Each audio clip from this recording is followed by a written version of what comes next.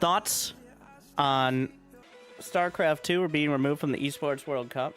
StarCraft 2 has always had a sugar daddy. All right? Whether it's a corporate sugar daddy or a blood and oil sugar daddy. Whether it's Blizzard at the very beginning and throughout the WCS system, or the Saudis through ESL, or just through somehow getting people to go to Saudi Arabia, which requires a lot of money. But I want to first address why it was removed. I don't know the decision making, and I would never want to be in a position to know the people making the decisions. I have intense and overwhelming doubt it has anything to do with how popular StarCraft is. Well, it does, but in a much more macro sense than how many views. Like, yes, StarCraft 2 did great on YouTube last year. I'm telling you right now that, well, one, my cast of the finals of the same tournament got 3/4 of the views of the official cast. I know, humble brag.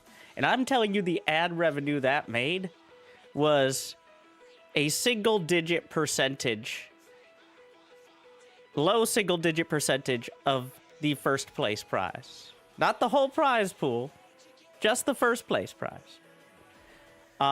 So, if you think it's about ad revenue and posting a quarterly report, well, I've got a bridge coin for you to invest in today and get in on the ground floor. Because there's not going to be any other floors. All right, there's a rug. Come check out this rug.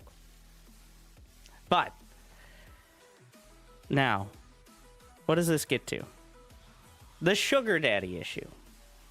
So, when you have a sugar daddy, hypothetically, no, I'm not taking applications. It's circumventing the need to develop more foundational skills. In sustainable practices. And StarCraft 2 has always had a sugar daddy. And I keep saying it like that because it's kind of off-putting and awkward and sounds bad. Because when you think about it, it is. Now, we're going to pivot. Age of Empires 2, Definitive Edition, is the very easy to point to and greatest example of Grassroots RTS. Because they didn't have a sugar daddy for many years. For many years, essentially the game was abandoned and propped up by the players and the fans, and not a huge community, but a very passionate one who knew the existence of the community insisted upon itself, if you would.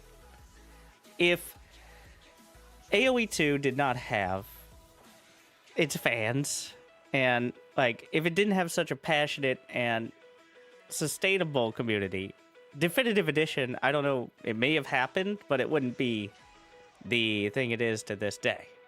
This is not talking about whether it's better than StarCraft 2 as a game, as a strategy game, as an RTS, for your fee-fees. Doesn't matter.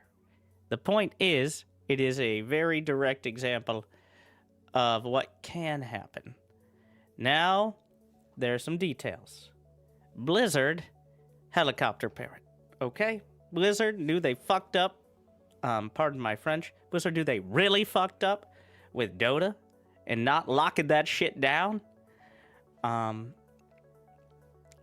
And so, with StarCraft 2 in the next generation, they really made sure they had very tight control over tournaments, over custom games, over user-generated content, very well curated, and that's all well and good if they're paying attention.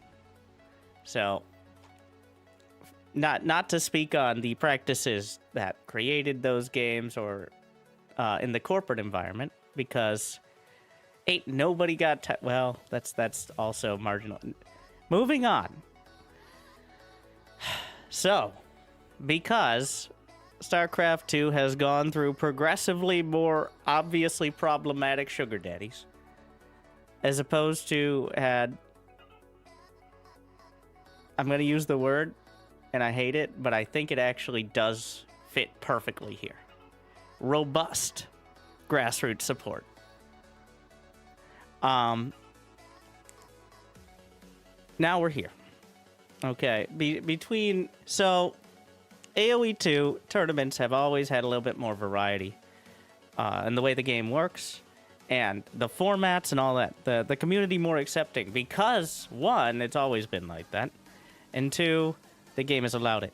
So there's a twofold problem with StarCraft 2, which is it was never, ever sustainable to have StarCraft 2 esports with the prize pool as it was. There is no way in hell unless they're getting the most ridiculous and questionable / investigate for some sort of fraud sponsorship deals. There's no way they were making the money back they were putting into it. Like, they're very simply, that's not even close. Like, it's always been a marketing thing overall for the game companies who support it. The only esport I think that may even pretend or may be close to being, like, at least revenue neutral is Counter-Strike. One, because of the intense monetization, and two, because of the incredibly large audience and accessibility. It may be the only one that can serve as an example of actual sustainable. You're like, what about AoE 2? You just mentioned it. That's still very reliant on crowdfunding. I doubt, and the prize pools are a fraction of what we've seen in StarCraft 2 or other high-profile tournaments and stuff like that. So, where does this bring us? Well, here we are. I would have said it's another twofold problem, where we have to figure out what tournaments and a professional scene looks like that's made by professionals and organizers and community members. And also, we have to figure out how to potentially change or update the game without any support from the company who makes it or any potential knowledge on how to fix it. But as of last year, it appears there's at least one intern at Blizzard who is willing to make those changes, though we actually have no info. I could tell you secondhand now. Before, I was just working off everyone else. I now have secondhand knowledge that the intern is there. Not sure if it's an intern, not sure if it's one person, but there's somebody / somebody's there, at least paying attention. Not super, but like if something's outright broken. We still have the issues with the uploading to custom games and map editor stuff, but there's someone there. So what that means is the game will occasionally be updated. Is it going to get like 2 expansions a year like AoE 2 and constant direct support? No, we're the fucking stepchild of Microsoft now. So hop on in alongside Copilot and hope that we don't get axed because they need 1% more profits next quarter. So, same thing. But, I'm bringing it around to a point. I just got to wrangle it somehow. It's very good we're no longer reliant on a massive cash infusion from Saudi sports washing money, so that way Cyril and Clem can finish off their retirement. Unfortunately, that means no one else is going to be that close either. I think inevitably this means that many players who are already kind of probably not full-time pros are going to be even less so. Let's see who are we going to call out with this one, especially ones who aren't like also moonlighting as content creators or daylighting, really whichever time zone you're in. And we're going to be a lot more reliant on collaboration between tournament organizers, and it's going to be more on the community, you and me, because I haven't done a great job. I try to highlight those tournaments and those organizers and people who are doing cool things. Here's the thing: we're not 20 years old anymore. We can't be raging after pretending to go to class for 2 hours and then going back and playing StarCraft all day. Speaking for nobody.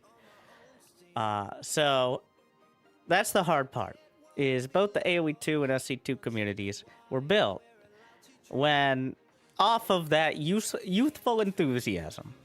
Because even the ones playing AoE2 today probably started at that transformative time, many of the fans. I don't think there are too many. I mean, the best player is still in his early 20s, Hera. Of course, but I think more the exception than the rule. I've made a few AoE2 videos, and the demographics are even more historical than the StarCraft ones. But it has to be an adjustment. We've been coasting for a while, and the will they, won't they of whether we'll get a massive tournament for the sake of it has needed to end for many years. And honestly, after WCS ended and we had ESL, that was the time. And then after ESL no longer had the weeklies and stuff like that, that's when now we have like the Wardy weekly. We have all these weekly tournaments, which are, again, contributing to Clem, Hero, and Max Pax's retirement. But now, what needs to happen, in my opinion, is one, a little bit more creativity in terms of tournament formats, in terms of potential experimental balance changes. A big issue with balance changes in the past has been, well, there's a XX, like 5-6 digit tournament coming up, so we shouldn't change balance now. It's like, when? All right, Protoss hasn't won a tournament, S-tier tournament since 2022. How many S-tier tournaments have there been? 4! It's like, oh. How many A-tier tournaments, which are like 10,000, 20,000? About half of them. Okay. Not important, though. And again, I don't think any of those discussions had even a single split second of factoring into whether or not SC2 was represented at the Saudi Sports Washing Games. So, we need to do a better job, people like me, of promoting community events. There's no way to force it. Everything's algorithm-based nowadays. It's very near impossible to organically promote something and then just have it be more visible. We can make a concerted effort, but I would love, and also I hear that the Chinese community, which just put on the Thunderfire All-Stars tournament, which you saw me cast some of, and had that amazing setup, that is also another grassroots. That isn't just like corporate or national sponsorship. That is the SC Boys community, who are like the Tastosis of China. And they've built up a massive community that almost no one here has interacted with for obvious reasons. Multiple, but are very willing and go out of their way to include the international community. They have both the means and the motivation to potentially host a large circuit sort of event. They sold out that arena in like 2 days, and people were complaining that they didn't pick a larger one because they ran out of tickets. They chose a decent size. Well, like, they didn't go for like a huge sports center because you don't know exactly. It's been the first LAN tournament in quite a while. So there is the interest, and they're willing to work with, I think, the SC Boys and the Chinese community has the potential to be a kind of capstone event for the year. Like a world championship, which we're not going to have kind of shoved in, but instead we could put together. And I think they are willing, and I'm pushing towards it myself, to include like Wardy's championships and the things like Maestros of the Game and Home Story Cup and Pig stuff, and maybe U-Thermal's 2v2 feature somehow. Like, we're open to it. Thing is, a lot of people have kind of come to think of a specific event that's going to have to change, and that's good, because these aren't sugar daddies. These are sugar brothers and sisters, but let's be honest, mostly brothers. So, it's going to be painful, but I think it could be at least a little bit better. Like and subscribe. Does that answer your question?